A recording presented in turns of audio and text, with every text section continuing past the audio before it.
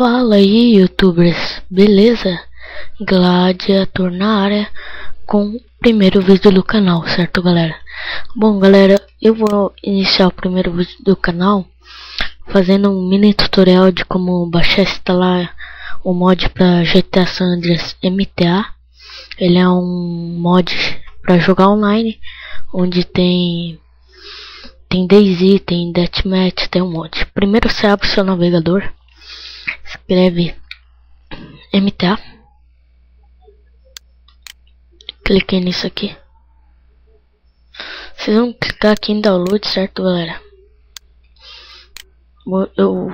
Vocês fazem um download, vocês executem ele, coloquem ele na sua área de trabalho. No caso eu já tenho o meu.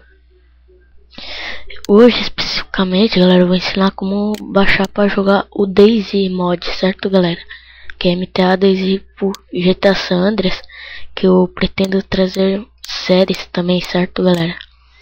Bom, galera, aqui dentro do jogo eu cortei o vídeo, certo, galera, para ensinar como conseguir entrar no server do DayZ. Vocês cliquem em server browse, certo, galera? Vem aqui internet. Aqui, galera, na barra de pesquisa de server, vocês colocam DayZ. Vai aparecer vários servers, certo, galera? Escolha um, beleza? Entrem, ele vai fazer download do mapa. Demora um pouco, se sua internet for rápida, ela vai baixar rapidinho. Se for lenta, não vai demorar mais ou menos. Bom, beleza? Então esse aí, o vídeo vai ficando por aqui. Falou.